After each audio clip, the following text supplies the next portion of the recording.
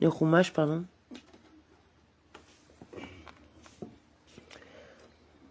Alors, lundi 17 Adar, Vayekel, suite chapitre 35. Puis vinrent tous les hommes au cœur élevé, au sentiment généreux, apportant le tribut du Seigneur pour l'œuvre de la tente d'assignation et pour tout son appareil, ainsi que pour tous les vêtements sacrés. Hommes et femmes accoururent, tous les gens dévoués. De cœur apportèrent boucles, pendants, anneaux, colliers, tout ornement d'or, quiconque avait voué une offrande en or pour le Seigneur.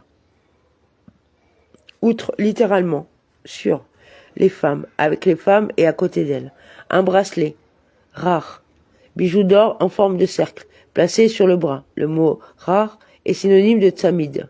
Bereshit 24, 22. Quant à la parure, kumaz est un objet d'or porté par les femmes au bas-ventre. Nos maîtres ont expliqué le mot kumaz comme l'acronyme de l'expression kam makom zima. Ici est le lieu de la débauche. Shabbat 64a. Ah, d'accord. Une scène de honte. Oui, mais quand on n'arrêtait pas de regarder les ceintures là sur le marché à Kassan. Bah non. Ouais. Oui, ben j'ai bien compris.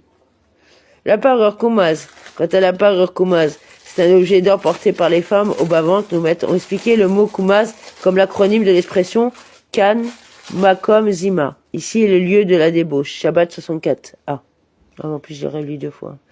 Tout homme se trouvant en possession d'étoffes d'azur et de pourpre d'écarlate, de fin lin, de poils, de chèvre, de peau de bélier, teinte en rouge de peau, de tanak, en fit hommage.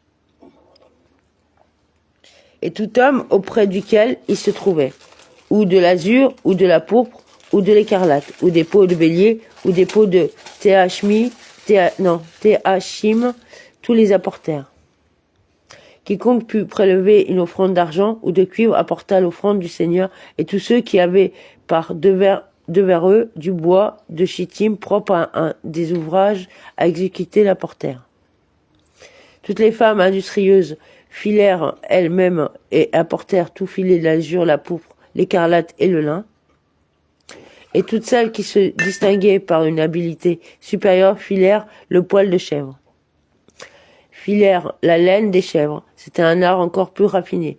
Elles filaient les poils alors qu'ils étaient encore sur le dos des chèvres. Shabbat 99.1. Quant aux filaques, ils apportèrent les pierres de Shoham et les pierres à enchâsser pour l'éphod et le pectoral. Et les princes apportèrent. Rabbi Nathan a enseigné. Quelle raison les princes avaient-ils d'être les premiers à apporter leurs dons pour l'inauguration de l'autel, alors qu'ils ne l'ont pas été pour l'inauguration du tabernacle? Ils ont raisonné comme suit, que le public offre ce qu'il offra, et nous compléterons par ce qui manquera.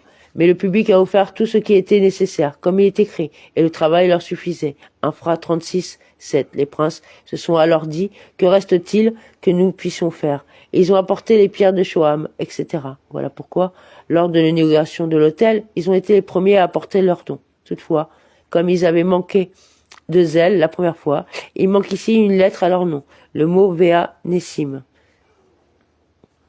Et les princes, étant écrits ici, sont Vav, Sifri Parasha Nasso 45. Et les aromates et l'huile pour l'éclairage, pour l'huile d'onction et pour le fumigatoire aromatique. Tout homme et femme, ce que leur zèle les porta à offrir pour les divers travaux que l'Éternel avait prescrits par l'organe de Moïse, les enfants d'Israël en firent l'hommage spontané à l'Éternel. Amen.